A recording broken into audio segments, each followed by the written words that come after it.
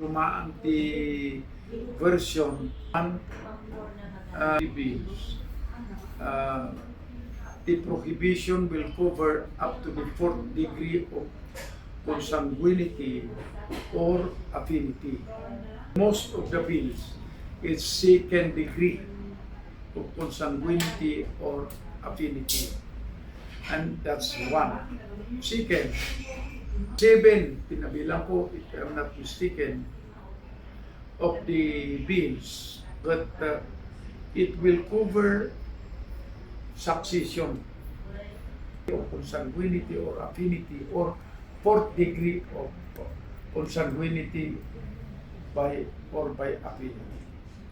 Yay, pinagdudumana.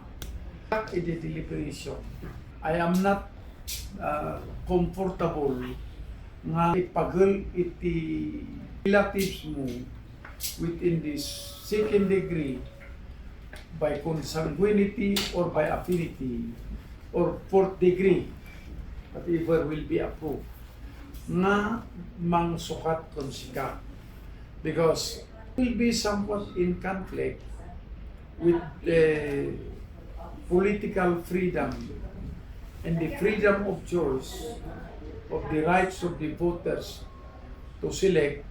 Di kaya't na nga akturay kadakwada, maikadwa, the continuity iti programs. What is very important to me is no within the second degree or fourth degree, whatever will be approved, will run simultaneously in the same election in the province or in the city. Diyan tayo. No, di masukatan ka. Not, as I said, agree that maibawal di kabagyang kumandidato to possibly replace you. Because in the first place, it's the choice of the electorate. So nga, it will be exercise of suffrage by the electorate. Kat no bawalan di jay, I'm not so that clear na mayat di jay. May kadwa, if you look at the system of our governance, unfortunately that the one generally that calls this shop are elected officials. Amo tayo mo ti elected officials, we come and go. Kaya sukatan ka, di sabaling ng sukatan sika, generally, nga kayat nga ituloy iti nairugim nga programa. Iso nga, there is no continuity of the programs and projects of government. Nukit kita, imbis ko mga grade 4, talumot nga tawon nga ruti termino, grade 1 manin. Kat into man naabakin, di sumukat to manin, awan, madida amin di naramig na. Imbis nga haam manin. Tayo 2019, some of the projects nga approved at the budget ng extension of City Hall. Improvement or rehabilitation of the old market building ng Sese Avenue to mention sa approved di kita dan at the budget na ng mga naituloy. Kat namalagip yun. Kanayang ipapagatayo. No, I am not blaming the mayor here. Siguro makita na primanot nga more priority, which is unfortunately we might differ. Then ipan at the Paul na pulo iti city, possibly may sama nagapu iti. Kat diyan, look at frontage of City Hall right now. Asan mo dito nga itsurang na iti parking din iti lugar. Kat the extension of Mati City Hall 8-story building data. 3 floors will 2,500 data. 3 floors will be totally parking. Taamin digit to the government cars. Digita ka. Should be placed, should be parked in that building. Tatilaan umay dito nga park dita digiti clienti kan customers di city. It will improve the ambience in the parking area of City Hall. And then, the city assessor, city treasurer, permits and licensing division will be placed in one floor, one stop shop. Okay? And then, of course, the upper part will be legislative building. The session hall, the lounge of the city council, and then the next floor will be the offices of the councilors and the vice mayor. The topmost will be a gym. Top no adati affair it the city government. But agtutudo, we do not need to go to convention center. It done the pakaramida na di assembly. That's one. Kat sanmat nga na ituloy. Well, recently, ibagbaga na ni Mayor matulungan ta mga lati clearance. Public works in may stop no may tuloy. But I do not exactly know. No, anya di plano iti kunanan ikabildan. Is it parking or the plan that we have approved na 8-story building, 3 floors will be parking, and offices the rest of the floors. But data somewhat example of continuity of programs is the disadvantage of our system of governance compared to the system of governance in a lot of the states in America. Because in America, like our sister city of Balibo, even in Daly City, the mayor, vice mayor, and the members of the council, of course, the mayor is the symbolic head of the city. He is head of the policy-making body. Then, the moment na aprobaran the programs the government, budget the government, pursuant to the master development plan of the city, awanin the biyang niya, it goes to the city manager. It's the city manager that implements. So nga, oray masuksukatan na mayor nga akan nakasigurado ka the continuity of the project. Unfortunately, this is not, I repeat, our situation in the Philippines. So nga the anti-dynasty hanggang adupay iti papanina. To me, I agree. The observation nga, this is a difficult issue to resolve. That's why, look, itutulod the Congress in the first place. Why did the Constitutional Commission left that portion? Because if you read Article 2, Section 26 of the Bill of Rights, Declaration of Policies and Principles, kunana, the state shall guarantee equal opportunities, okay, and prohibits political dynasty. Nalawlawag man di yan. Ngayon, hana nga dinefine the political dynasty as may be defined by law. Why did it toss it back to Congress? Naglalain na di kita. They should have defined that so that the provision of the Constitution should have been self-implementing. Last deliberation, naimbitar ni former Commissioner of the Comelec, ni Piman gayon kung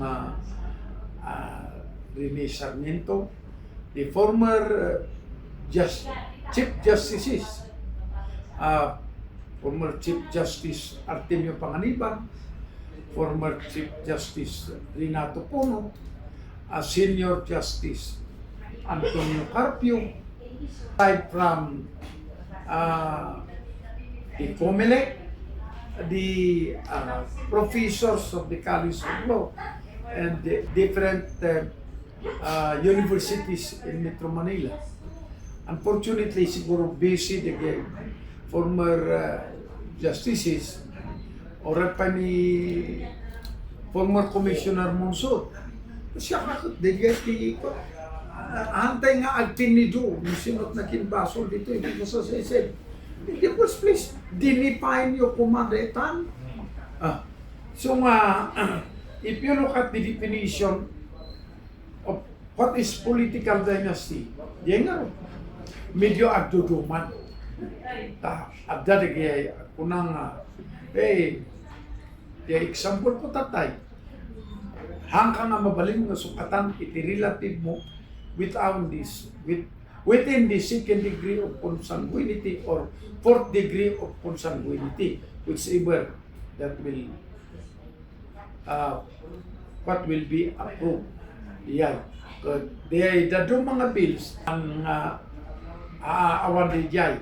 Basta importante, no relatives within the second degree of consanguinity or fourth degree of consanguinity shall simultaneously run in the same election in the province or in the city.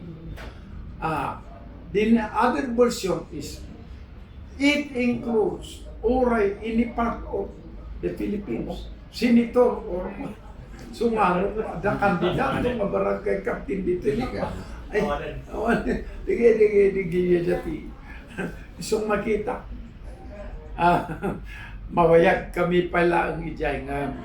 So long as President continues to be serious on the passage of the anti-dynasty bill, there is a hope that the present Congress will be able to pass anti-political dynasty bill.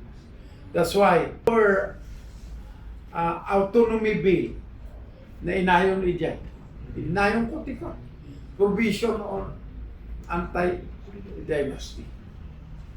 Ngam, in patenggak ijay, those within this coverage of relationship simultaneously running in the same election, it did not include the replacement mo.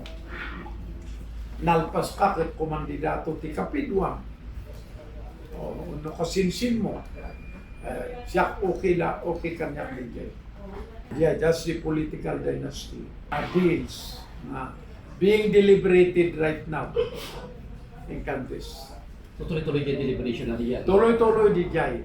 May reset tigay resource speakers ang nakaumay. As I said, the former members of the CONCON of 1987 that passed the 1987 Constitution, the former justices of the Supreme Court, ng panangkitak-kitak at uray na umayda, possible, agdudumati version da of how we should define political dynasty.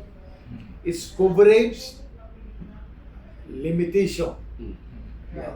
May magtarap tayo congressman nga dapat timadap tayo dyan in favor of it.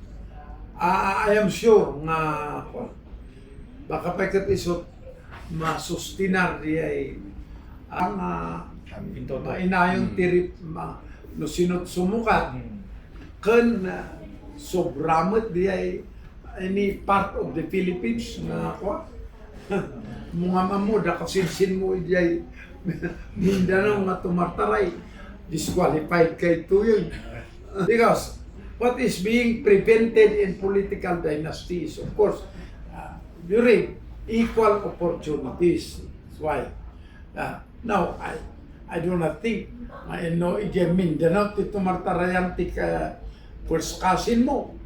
Kasano nga, equal opportunity pa lang na, ada kada yuki ijayin, maikadwa. Talagang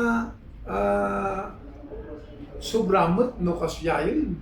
It will influence of the right or the political freedom, as I said, political equality and the right of the voters to exercise the freedom of choice and the right of suffrage. Yan mo, teta. Yung unya natin sa danger na dito, baka kagugura na rin kasi si Bunay ka. Ay, so ano mo di implikasyon na data eh. Ano di implikasyon na data? Ikwa. No, ada naking kagkakura kung si kakit. Sinsin mo, ano ka, kumantidato, disqualify kayo nga. Duwan. Kansilar ti kandidaturo niyo mo. Duwa. So nga, abit pa pananang ako. At idea ko, Piman deliberation. Instead of repeating the reasons why we are against political dynasty, we like to concentrate and listen to our resource speakers that can help us out with a synchronized one definition of what is political dynasty. Nag-aatid do the sponsorship bigay na do mga agsaw. Well, that's the nagpambanaganan alas 12 we are still in the sponsorship portion bigay nagadong sponsors. In-abbreviate ko the sponsorship ko kasi ko na what I am more interested is how to reconcile this conflicting version, and we like to take advantage of the precious time of the invited resource speakers to come out with their own definition that can possibly guide the committee and the sponsors of coming out with the one version of definition of what is political dynasty.